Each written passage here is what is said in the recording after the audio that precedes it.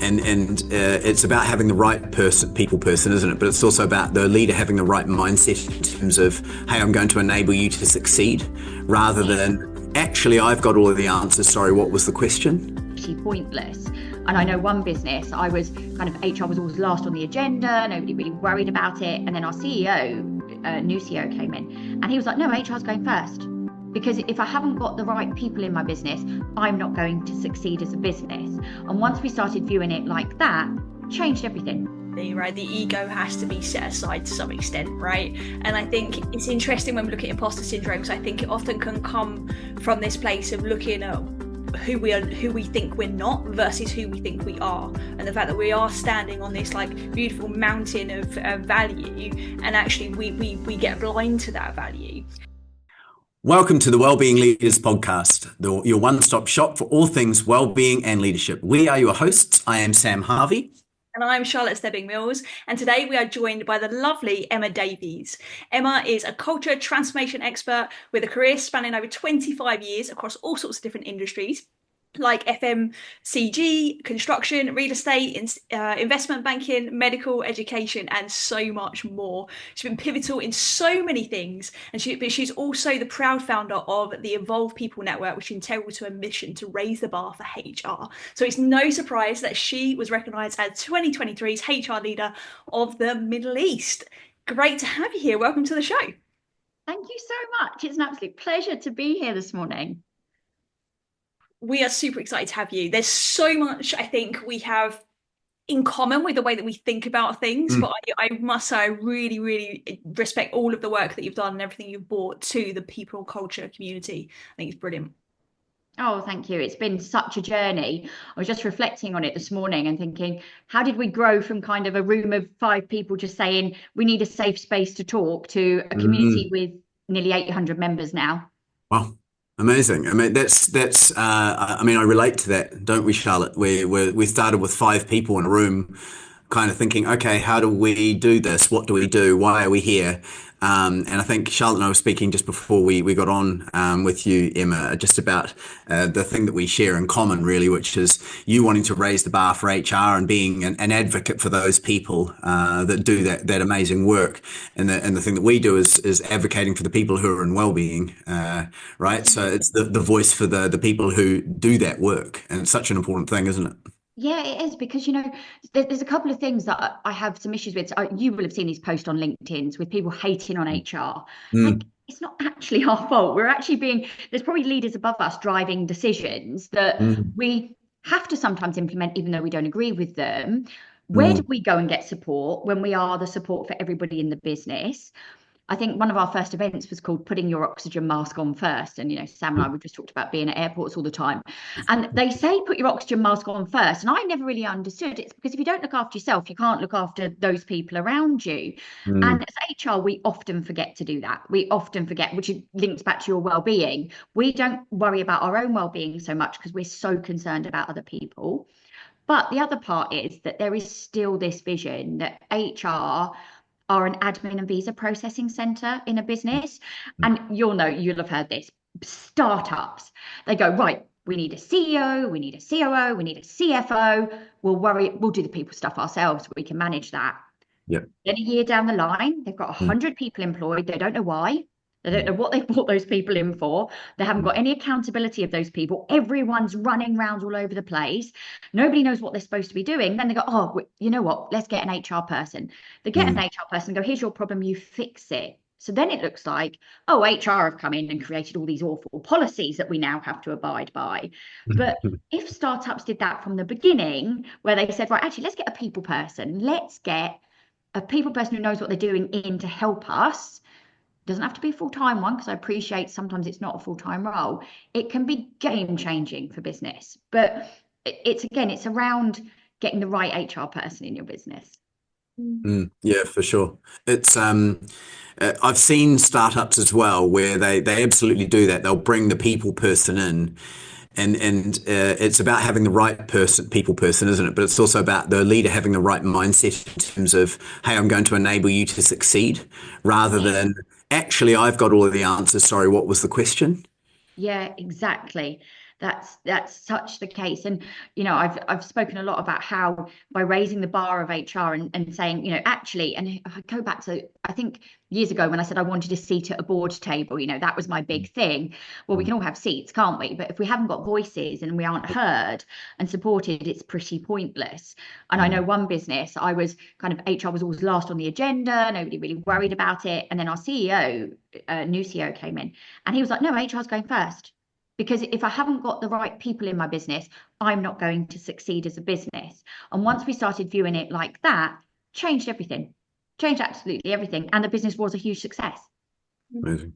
That's such a great example. And I love what you said there is like, everyone can have a seat, but can we have a voice? And I think that's something that's come through a lot with our community, is when they have that opportunity in our mastermind sessions to just speak up, they're suddenly like, oh wow, I am actually carrying all this stuff from work and I didn't really realize that I was in it on my own, but now I can brainstorm and troubleshoot some of these situations that I'm in, and they've found it incredibly powerful. I can only imagine you've seen that a lot inside the Evolve network. Oh, absolutely. A couple of things on loneliness really came out for me from that. First of all, I didn't realize how lonely HR people were, because lots of people are standalone HRs in businesses, because that's what happens, isn't it? In some businesses, small businesses and large, it's a single role or a few other people, and it's really, really lonely. So unless they've got a space to talk and a space to ask questions without being judged, because it's lovely to think you have all the answers. And I've been in the Middle East 20 odd years. I don't have the answers to everything HR. There's still things that shock me every day or make me go, oh, what is the answer to that? So it's about having that network there. But also what I've personally found is the loneliness of when you set out on your own. So when although I had the network but I was doing my own business, it was so lonely. And it's only recently that I've accepted that it's a lonely place, but reached out to the people, my supporters in the network, and gone, just want to jump on a call and have a coffee, or can we, for no reason. And that, I think, is something we have to talk about more. And within the networks, build those conversations to make it safe for people and easy for them to say, you know what, actually I'm a bit lonely, or I'd just love a chat about this. Have you got time?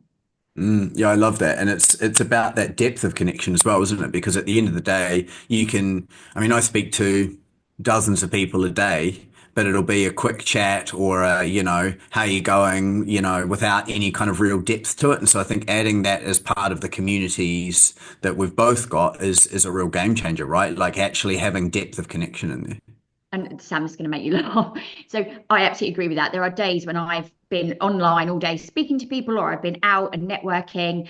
And the difference between when I used to work in corporate and be around all those conversations that always really had depth, because you're in the thick of corporate, to now, my husband, and I am going to share the story because it is quite funny, said, when I come home from work and you've been having conversations with people all day, could we have peace nights?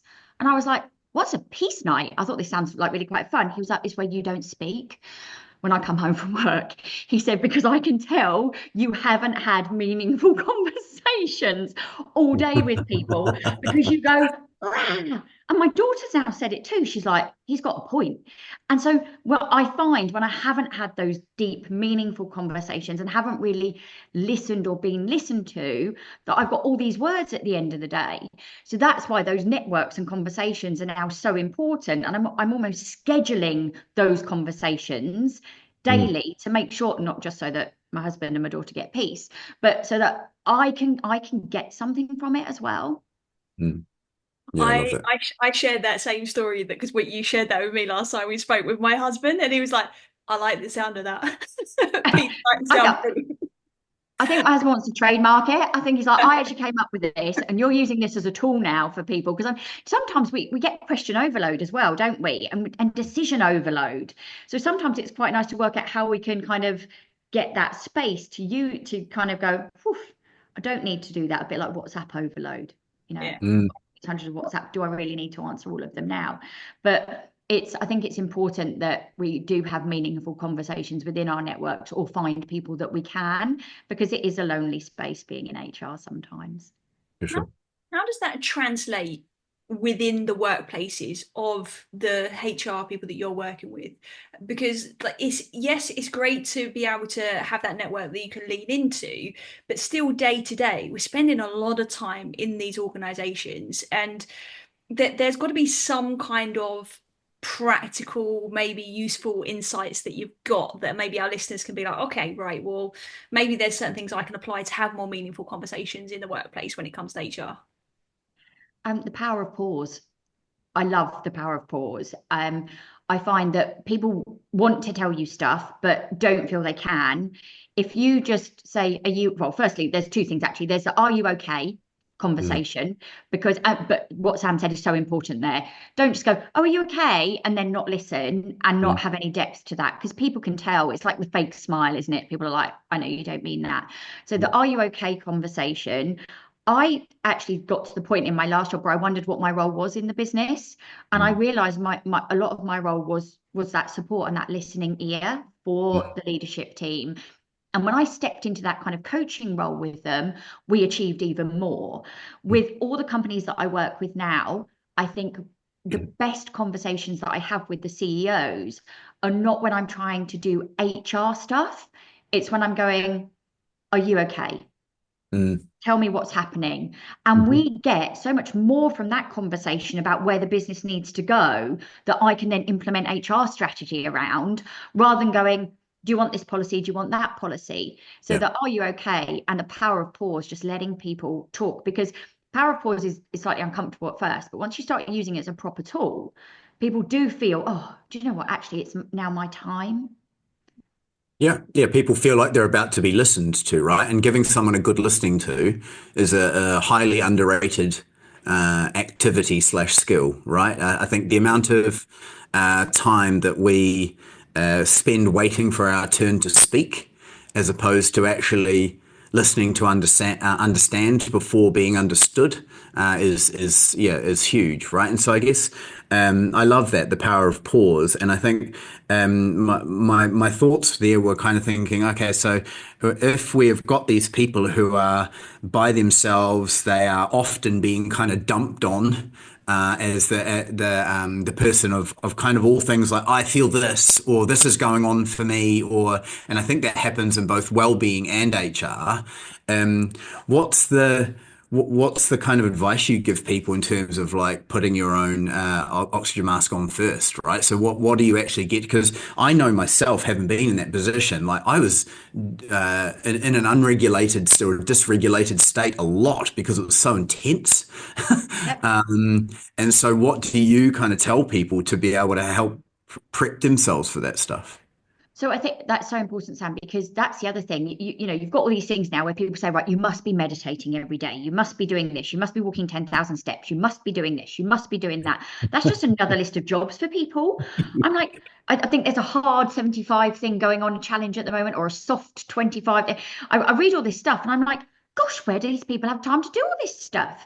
You know, because actually it's more jobs for people. So basically what I tell everybody that I work with from a coaching perspective is, what do you need to do for you?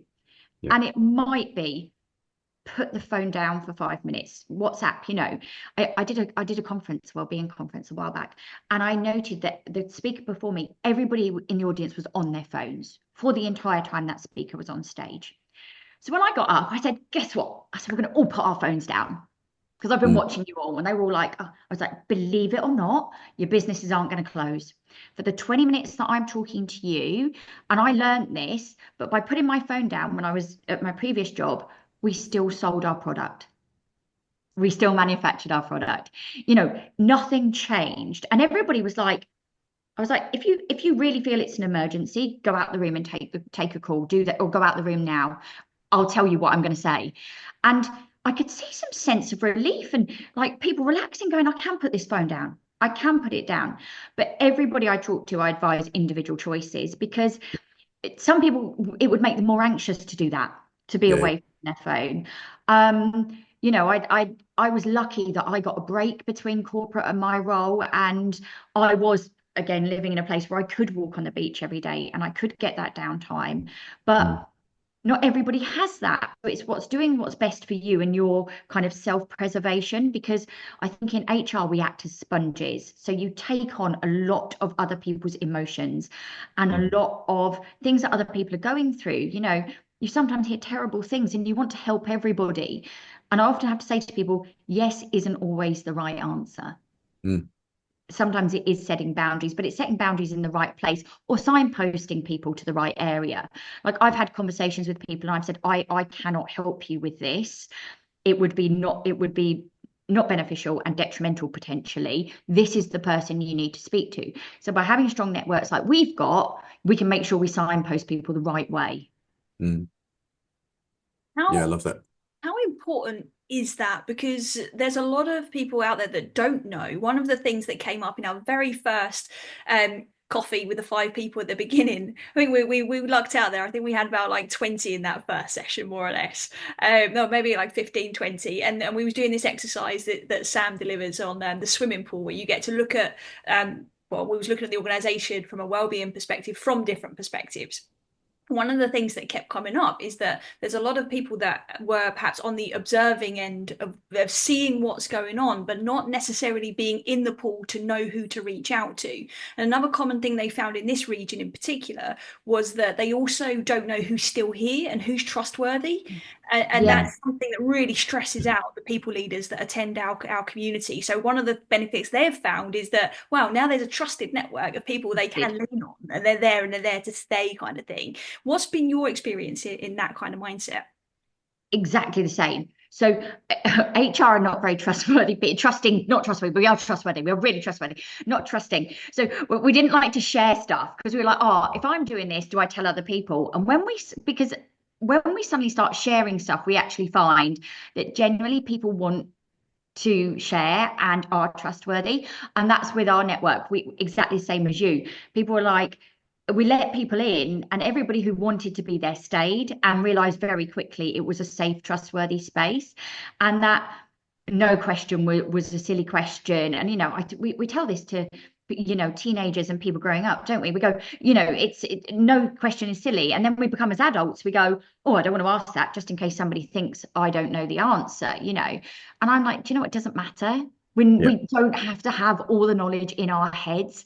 Actually use people, talk to people, get other people's knowledge. We're always learning. I like the platform launch. I'm rubbish at technology. I've just been really honest about it. I haven't ChatGPT'd my email that's gone out to everyone. It's me on a page, and I've gone, look, guys, I'm rubbish at technology. So if it doesn't work, bear with, we'll fix it. It's about being open and honest. And I think that it is difficult to find your kind of tribe, your network, but as you come together, people are willing to share. So like for me, I'll go straight to go and speak to person X because I know, but it's taken a long time to build that. And I think there's a lot of new people coming to the UAE. Sam and I spend a lot of time on planes with them, who are coming and going like, how do I find a job? How do I find the right people? And it's challenging. And without knowledge like us and our networks, then they don't always find the right people the first time. Yeah, it's I'm a big believer in I just wrote this down as you were talking. We keep what we have by giving it away. I love that sort of thought, and I think the whole idea of having this network where people can kind of come and share knowledge and not be scared of that is powerful, isn't it? Exactly. And there's enough for everyone. That's what, that's the thing. There is enough for everyone. There's different spaces for different people. And by saying, look, this is by signposting going, right, this is where you need to go for X. What's the harm in that? For me, that's actually critical because that's the best way to be. Yeah, definitely. One of our kind of little mantras that we've had since the beginning is with wellbeing leaders, right? Is about collaboration, not competition.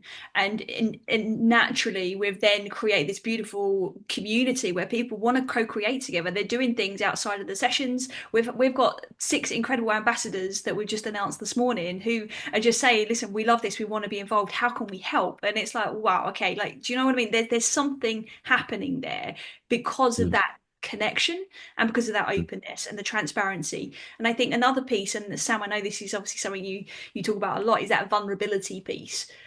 So I'd love to hear perhaps your perspective on vulnerability and how that could work for our people leaders within organizations without them overstepping, if you like, because I know what it you're can going to be a say. blurred Yeah. line, can't it? Yeah, I know what you're going to say. And I was petrified. So I suffered terribly with imposter syndrome. I got it in my head, that there's a social media platform, and I see all these people in Bora Bora, in these beautiful places, these beautiful 5-star hotels. And I was thinking, I'm in Alcos. Why am I not in these places? And then when you actually sit back and think about it, the same was happening on other platforms to me. And I'm seeing all this amazing work people are doing. And I was thinking, I'm not as good as them. I'm really not, And it took me having a coach and opening up and being vulnerable and her saying to me, why are you worried about this? And when I broke it down, and it's just history, it's just feeling that way that everyone else is better. And I think we all suffer a little bit with that. I don't even like the word imposter syndrome anymore, actually. I don't want to use that because I want to move away from that narrative. But what I think is that since I've been more vulnerable and open to being vulnerable and sharing my story with when I suffered with burnout, when I have been through traumatic experiences, I found that people are more open to then being open and honest with me, sharing their vulnerabilities, and then we've solved the problems together. Yeah. I don't think there's any danger in ever being vulnerable in a business with your team. I think the best people leaders who are vulnerable with I suppose it's empathy but honesty. Yes. Like, don't make it up, because if you start making stuff up, people go, that's not true, but so it's got to be transparent. And I think those are the people that will succeed, because it's just open and honest. Like I say, I'm really open, I'm rubbish at tech, so I've told everybody who's joined our network that there's no point me pretending. And then what has happened since then is I've had a load of messages saying, if you need any help, I can help you. Yeah, I love that. That's what it takes. And it's they say when there's a disaster, you'll only find helpers. You'll find helpers. And I don't think it should take a disaster. I think every one of us, everybody really wants to help, I think, maybe, but Yeah, it kind of all stems from this core principle of the incomplete leader, right? The sooner we can all realize that we don't know everything. There's a great article called "In Praise of the Incomplete Leader," which is perfect for that, basically, right? Like this whole idea that we can know everything. We are now exposed to more information in our lives on a daily and on a by minute basis than we ever had before, and it's only growing, right? So how could we possibly know everything? So the moment we can kind of grasp that and go, oh, actually, there's no way I could know everything, then saying little things like, I don't know, what do you think, as a leader is really powerful, right? And you then move from the space of, I know everything and I have to know everything, and therefore, I'm going to lie to you. Little micro lies, right? Are really interesting. And I think your point about imposter syndrome is it's a good one, and I think it's instead of calling it imposter syndrome, just looking at it from the perspective of, well, I've got some beliefs about myself and I need to dispute those. Because then as soon as you start disputing them, and this is a thought I have for HR, for well-being, it's like, you don't have to know everything, dispute that, right? And is that something you're seeing kind of growing in your network as well? Absolutely. I mean, I think we don't know what we don't know. But also it's valuing other people's opinions. Look, everybody has an opinion on something, and sometimes someone's going to have a really different opinion to you. And I'm a firm believer that everybody has the right to have that opinion. It's just because I believe something doesn't mean somebody else has to.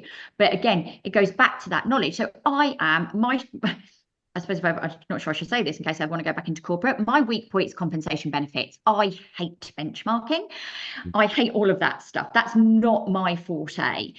So what did I do in my roles? I surround myself with brilliant people. Yeah, nice. The best thing about being a leader in that situation is saying, this person did this, not me. It wasn't me, and bringing your team with you, because if you do that, you are empowering people, and then the vulnerability is fine to have and all those things, because you're going, this person did this. It's when you as a leader are going, oh no, I've done everything. That's when things start to kind of fall over a little bit. But I think surrounding yourself with brilliant people is definitely the way forward, and everybody has their own skill set. And by me saying I can't do that bit, but someone else in my team can, and this is how we can support. For that to really happen efficiently, right, the ego has to be set aside to some extent, right? And I think it's interesting when we look at imposter syndrome, because I think it often can come from this place of looking at who we are, who we think we're not versus who we think we are, and the fact that we are standing on this like beautiful mountain of value, and actually we get blind to that value. So what value do you think perhaps our HR and people leaders are sitting on top of? What value do you think they have, but may well be maybe a bit blind to it at times when the busyness creeps in and this imposter nature creeps in? Oh gosh, again, a bit biased, but they have more value than anyone else in the business, because they are responsible. And I know my CFO would love me saying that. I believe that, and when I was interviewed for one of my roles, someone said, "What do we even need a people leader?" And I said, "Well, without the people, you haven't got a business." And I still believe there might be a few quibbles out there. People go, "Oh, no, that's not the case." But if you haven't got people, you haven't got a great business. So a great HR leader who doesn't have an ego, is able to show vulnerability, does have empathy, good communication skills and collaboration skills, is fundamental to any business, because you can drive change, but you need to make best friends with the CFO. So in my previous role, again, best friend with the CFO taught me everything about finances, because again, finances aren't my strong point. Like I just shouldn't be allowing this stuff. Like, again, another funny conversation there with my husband. Apparently a credit card limit isn't a target monthly. But that's the kind of conversations we have. So I made best friends with my CFO, and because we collaborated, it was a success. Nice. And I think that HR leaders are standing on so much value, but they have to be given the space to deliver it, and they have to be given the opportunity. Because as long as we keep going, they process the admin and they do the visas, that isn't what we do. We can have such impact on businesses from employee engagement, well-being, from values, and all of the things of getting people to have conversations. When I first went into a role and took down all the walls and said I'll sit in an open plan with the team, everyone was like, "Oh, what about conversations?" I was like, "I'm going to have conversations at my desk," because there's always going to be a confidential conversation, and there's always a meeting room for that. But the fact I walk up to people's desks, go, "Hi, how are you today? Are you okay?"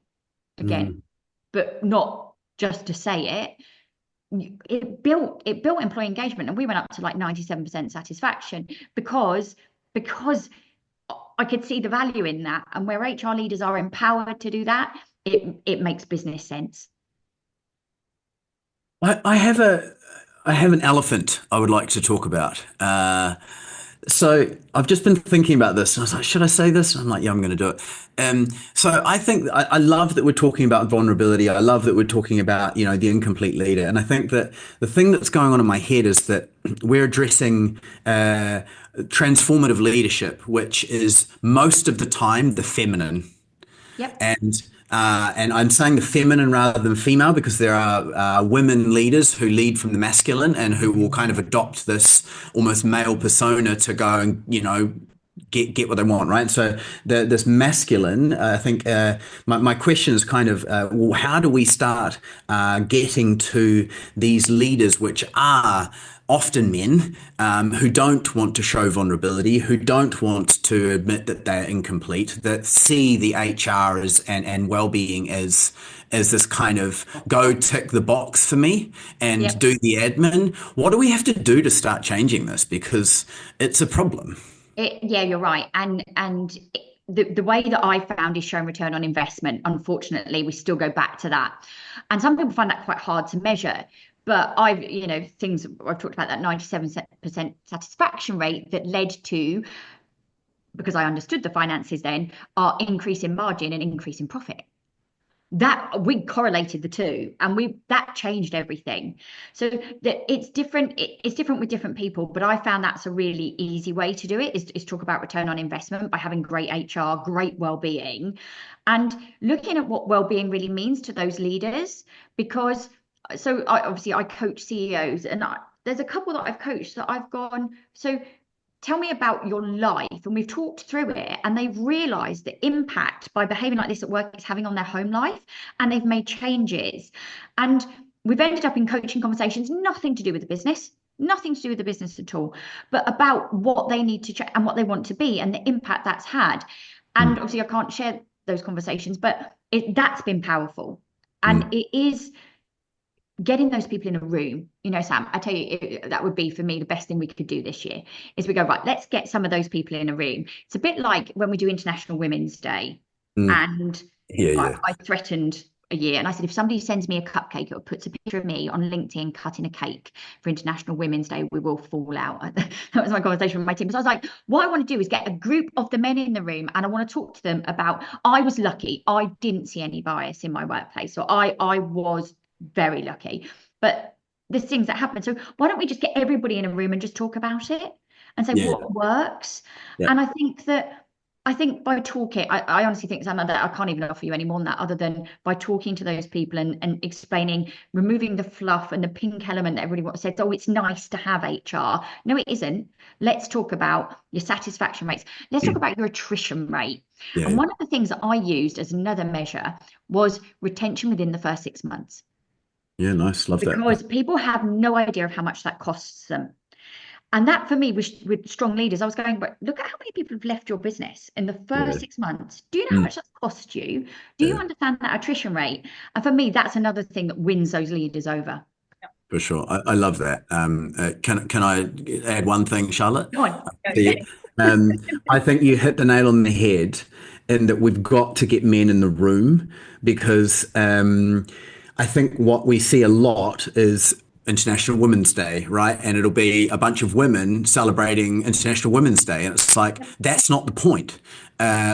We need to have a conversation with men in the room to help them. I mean, guys, sorry, but we're the ones who stuff this up. We've got to be there having this conversation to make sure that change is taking place, right? And it's actually this kind of that's my belief anyway. So I think you hit the nail on the head of making sure we get those people in the room. Yeah, I think one of the things for me is, though, what I would never want is to be given a job because I was a woman. I want you to give me my job because I am absolutely brilliant at what I do. If there is a better candidate than me, of whichever gender, give them the job. And I think that by being that vulnerability, losing our egos and actually sharing, I think those things can happen. And I think that I'm seeing a big step change towards that, and people sharing that vulnerability in rooms and in meetings that I go to, where people say, we just want to be allowed to succeed. Yeah, I love that. I feel like there's a lot of stigma still around, yes, the fact that International Women's Day is full of women and the men are not in the conversation, but around how women in particular are supposed to lead and how men are supposed to lead. And I think until we start to address this within ourselves, no matter what level we're at, I don't think we're going to get everybody in the room having this open conversation. Way back when, before I had my own business, I was in a senior position, and I wasn't quite at the top yet. But what I noticed, I had to be in my masculine energy when I was having the conversations up, and my feminine energy when I was having my conversations down within the business. And my awareness to that is where I actually started to learn the language of senior leadership and understand all of those metrics that you've just described, Emma, because they are critical. And what we're finding within our community is that this is like a foreign language to a lot of the people that are attending. They don't know how to actually have that conversation at that I wouldn't even say at that level, in this different style, because they know they're just perhaps not positioning it or packaging it in the way that makes sense to the person on the receiving end. Now, do I believe it should be feminine down and masculine up? No, not at all. But that was the reality that I found myself in, with limited training, limited support, and through really just learning by experience. But I think we're so much further down the line than that. I think we can start to open these conversations about, okay, well, what do we need to, as people leaders, what do we need to understand? What kind of conversation do we need to be having for to move our own needle forward with whatever it is we're working on within the organisation, not only to change the whole world and face of the organisation? Does that make sense? Yeah, absolutely. And Charlotte, I think that's so important. So again, really lucky. The previous two companies I've worked in, I didn't need to be anything other than I was. I was allowed to be me, and that didn't matter. It's a known fact in the industry. I cry when I'm angry, not when I'm upset. So the CEO quite often had a raging cry, and he was like, "Why you're going to cry again?" And I was like, "Yeah, because I'm angry about this and I'm frustrated." I was lucky I had that space. Not everybody has that, but No. I think it's a bit like extrovert and introvert in some ways. So in the beginning of my career, I believed I had to be an extrovert. That's what I had to do. I had to portray this being. And I didn't learn how to manage that within myself until much later on. And I actually got rejected from a job because the interviewer said to me, "You're like an excited puppy. I couldn't deal with you all the time." And I was so offended at the time, but now I understand that actually it it is about making yourself in the situation. But I've also learned that if people don't always like you or like your style or how you manage up or manage down, that's okay. Yeah, that's As a got nothing to leader, do with you, right? it's got nothing to do with you. And I do, sometimes now when I go into a meeting and I'm dealing with a very introverted CEO, I will slow down, Mm, lower my tone, sit back, mm. and use the power of pause a lot more. Then I'll get with other people, a bit like us three conversation this morning, where the energy is like, yeah, yeah, yeah, yeah, yeah. It's the right time and the right place. But I think I don't really still know how to teach people that, and I'm not sure we have to necessarily. But it's about them learning what's okay for them. Yeah, Self-awareness. it's about introspection and extrospection, right? Like you looking and going, okay, what is it that I like? So how do I show up as myself? And then getting that feedback, which actually was probably really good for you. If you're an excited puppy, it's like, well, that's not actually who I am. Nope. And so therefore I'm going to start showing up as who I am, right? And I think to your point, Charlotte, like having to adjust your style, I mean, that's a good thing, but having to adjust through masculine and feminine is really interesting, right? It's being able to adjust leadership styles in terms of, am I being coercive? Am I being coaching, directive, whatever, as opposed to I'm going to change to being more directional masculine or like very transformational feminine. It's a very interesting thing, isn't it? And a colleague of mine actually and I are actually doing some writing on this at the moment, exactly about that, about how do we show up and how do we help people understand what their go-to styles are? Are they more masculine and feminine? And then how can they do more on the other? Because everybody has it in them, right? Everybody has both. Yeah, yeah. I think And we could do an epic workshop on that. I think I'm that would just be, honestly, I think we've yeah, got a good couple hours of podcast in us here. yeah. Pretty much so. Yeah, love it, loving it. It's Um, I was just going to add to that, it's such a universal challenge that I think a lot of people experience but don't necessarily know how to articulate it. And I think yeah, that's actually becoming quite an obstacle for a lot of people because they are then looking around at other people thinking they've got it all figured out. And actually, yeah, maybe they don't. Maybe they've just got a bit more self-awareness or perhaps have been conditioned to be a bit more adaptable in their interactions. It's not because they know a secret. I think it's No, exactly. definitely doing another podcast on it, 100%. yeah, love it. Charlotte, you just got it right there. There's no secret to it. That's the thing. And it's going into every situation and understanding it differently. And again, sometimes using the power of pause and sitting back and watching. Yeah, yeah. Observation is key, right? And Mm. just listen, learning Yeah. to listen. I totally agree. So Emma, we like to ask all of our guests one thing that's for the win. No, wait, do I do the bin first, Charlotte, or the win? Is it the bin Oh, I first? always think it's gosh. good to go with a bin first. Yeah, the bin first. So one thing that's for the bin in workplace wellbeing slash HR. I'm going to say this, and there's a couple of people who are going to kill me. Pool tables. Pool tables. Stop putting pool Everyone's tables in gonna office. kill you You're for thinking that. it's going to solve all your problems. But I work in an office that's got such a brilliant atmosphere, but they do play kind of amazing music, and they were like, they actually all play pool, so it works for them. So I don't want to say that, but for me, that and like free yoga, people are in their work outfits normally. They don't really want to just do, and I know people are moving away from it. So for me, let's look at well-being. That I suppose that's for the win. Holistically, giving people space to talk.